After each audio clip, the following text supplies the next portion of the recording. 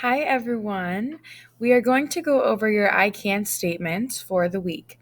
So, this is the third week of our learning cycle, which means we will have a quiz at the end of the week for math and new language arts. And starting next week, we will start learning some new standards and new concepts.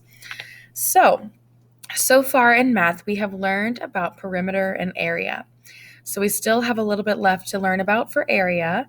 And this is where our first I can statement comes into play. And I want to remind you that instead of putting I can, I put I will learn to. So it makes it more understandable for you.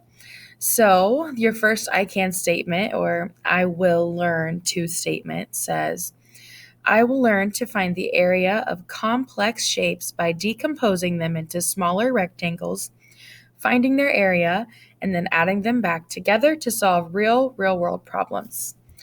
That is my fault. There we go. So that's our first I can statement, and that is what we will be working on probably today and tomorrow. I think the 2 days will be good for you guys, and then we will move on. And then after that, we will move on to fractions. So our first I can statement for our fraction work would be, I will learn to explain that comparing two fractions must refer to the same whole. The next one is I will learn how to compare two fractions by reasoning about their size. And the next one is I will learn how to compare two fractions by creating equivalent fractions with a common denominator.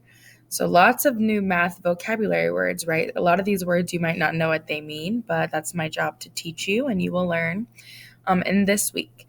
The final one is I will learn how to order fractions using the greater than, less than, and equal symbols and justify the comparison. So lots of new stuff this week. We'll review perimeter and area on Monday and Tuesday, and I'm going to go over this I can statement right up here about decomposing complex shapes into smaller shapes and then finding their area and then adding them all back together. So these were your I can statements for the week. We will go back over them probably on Wednesday when we start working with fractions.